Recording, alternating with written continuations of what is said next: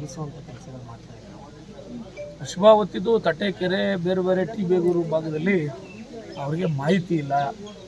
B J ಪಿನವ್ರಿಗೆ ಹೊಟ್ಟೆ ಕಿಚ್ಚು, ಹೊಟ್ಟೆ ಉರಿ.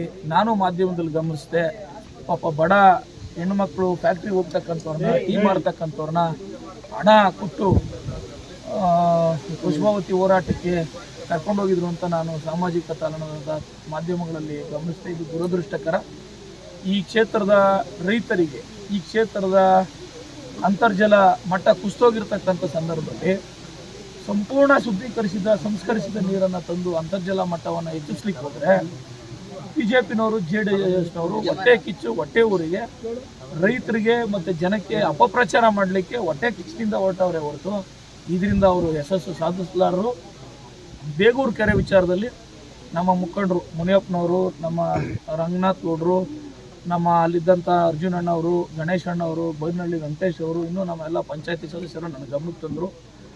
ನಮಗೆ ವೃಷಭಾವತಿ ನೀರು ದೈವಿಕ ಹಿನ್ನೆಲೆಯಲ್ಲಿ ಅಲ್ಲಿ ತಪ್ಪೋತ್ಸವ ಮಾಡೋದ್ರಿಂದ ನಮಗೆ ಬೇಡ ಅಂತ ಹೇಳಿದ್ರು. ನನಗೂ ಅದು ಮಾಹಿತಿ ಇತ್ತು. ಅವರು ಒಂದು ಕೆರೆ ಕೇಳಿದ್ರು, ಬೇಗೂರು ಕೆರೆನ, ನಾನು ಬಿದ್ಲೂರು ಕೆರೆನೂ ಸೇರಿದಂತೆ ಧಾರ್ಮಿಕ ಭಾವನೆಯ ಧಾರ್ಮಿಕ ವಿಧಿವಿಧಾನಗಳನ್ನು ಆಚರಣೆಗಳನ್ನು ಯಾವ ಕೆರೆಗಳಲ್ಲಿ ಮಾಡ್ತಾರೆ ಆ ಕೆರೆಗೆ ನಾನು ವೃಷಭಾವತಿ, ಯಾಕಂದರೆ ಆ ವೃಷಭಾವತಿ ಸಂಸ್ಕರಿಸಿದ ನೀರು ಕುಡಿಲಿಕ್ಕೂ ಸಹ ಯೋಗ್ಯವಾಗಿರ್ತಕ್ಕಂಥದ್ದು, ಆದರೆ ಅದನ್ನು ಕುಡಿಲಿಕ್ಕೆ ಬಯಸಲ್ಲ. ಕಾರಣ ಏನು ಅಂದರೆ ಅದು ಸಂಸ್ಕರಿಸಿದ ನೀರು. ಹಾಗಾಗಿ ಧಾರ್ಮಿಕ ಹಿನ್ನೆಲೆಯಿಂದ ಇರತಕ್ಕಂಥ ಬೇಗೂರು ಕೆರೆಗೆ ಮತ್ತು ಬಿದ್ಲೂರು ಕೆರೆಗೆ ಆ ನೀರು ಕೂಡ ಬಿಡಿಸೋದು ಬೇಡ, ಎತ್ತಿನ ಹೊಳೆ ನೀರನ್ನು ಬಿಡಿಸ್ತೀನಿ ಅಂತ ಮಾತನ್ನು ಕೊಟ್ಟಿದ್ದೇನೆ.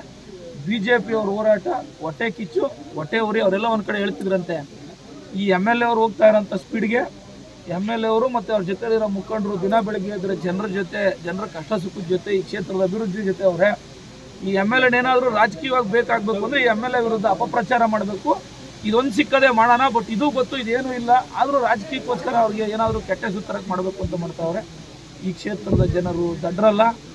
ಈ ಕ್ಷೇತ್ರದ ಜನತೆ ಎಲ್ಲ ವಿಚಾರಗಳನ್ನು ತಿಳ್ಕೊಂಡಿರ್ತಕ್ಕಂಥವ್ರು.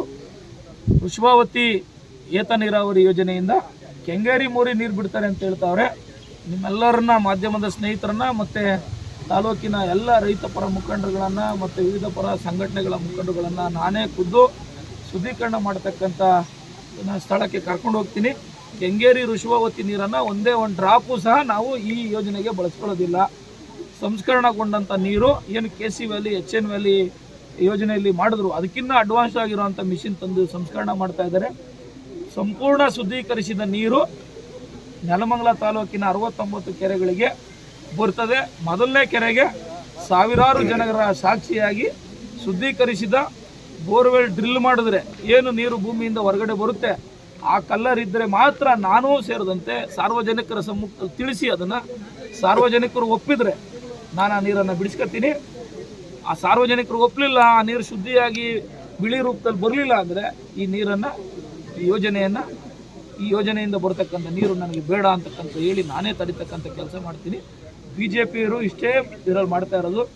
ಪಾಪ ಈ ಕ್ಷೇತ್ರದಲ್ಲಿ ಇತ್ತೀಚೆಗೊಬ್ಬರು ಭಾಳ, ಅವ್ರ ಬಗ್ಗೆ ನಾನು ಮಾತನಾಡಬಾರ್ದು, ಸ್ವಂತ ಮನೆಯಲ್ಲಿ ಅಕ್ಕ ತಂಗಿಯರಿಗೆ ಅನ್ಯಾಯ ಮಾಡಬೇಕು ಅಂತ ಬಂದಿದ್ದರು. ಅದು ಅನ್ಯಾಯ, ನಾನು ಒಬ್ಬ ನೊಂದಿರ್ತಕ್ಕಂಥ ವಿಧವೆ ಹೆಣ್ಮಗಳಿಗೆ ಅನ್ಯಾಯ ಆಗೋದು ಬೇಡ, ನ್ಯಾಯಯುತವಾಗಿ ನಾನು ತೀರ್ಮಾನ ಮಾಡೋಣ ಅಂತ ಹೇಳಿ ನಾನು ತೀರ್ಮಾನ ಮಾಡಿದ್ದಕ್ಕೆ ಪಾಪ ಅವರು ಹೊಟ್ಟೆ ಕಿಚ್ಚು, ಹೊಟ್ಟೆ ಊರಿಗೋಸ್ಕರ ಮಾಡ್ತಾ ಇದ್ದಾರೆ. ದೇವ್ರು ಅವ್ರಿಗೆ ಒಳ್ಳೇದು ಮಾಡಲಿ. ನಾನು ಯಾರನ್ನೂ ಸಿಂಗ್ಯುಲರಾಗಿ ಮಾತಾಡೋಲ್ಲ, ಯಾರ ಬಗ್ಗೆನೂ ತಗೊಳ್ಳೋದಿಲ್ಲ. ಈ ಯೋಜನೆ ರೈತರ ಪರವಾಗಿರ್ತಕ್ಕಂಥದ್ದು, ಶುದ್ಧವಾಗಿರ್ತಕ್ಕಂಥ ಅಂತರ್ಜಲ ಹೆಚ್ಚಿಸಲಿಕ್ಕೆ ಎಷ್ಟು ಗುಣಮಟ್ಟದ ನೀರು ಬೇಕೋ ಆ ನೀರು ಅಷ್ಟೇ ಬರ್ತಕ್ಕಂಥದ್ದು. ನನ್ನ ರೈತರ ಜನಕ್ಕೆ ಅಮೃತ ಕೊಡ್ತಕ್ಕಂಥ ಕೆಲಸವನ್ನು ಮಾಡ್ತೇನೆ ಹೊತ್ತು ನನಗೆ ಆಶೀರ್ವಾದ ಮಾಡಿರ್ತಕ್ಕಂಥ ಜನಗೆ ವಿಷ ಕೊಡ್ತಕ್ಕಂಥ ಕೆಲಸ ಮಾಡೋದಿಲ್ಲ.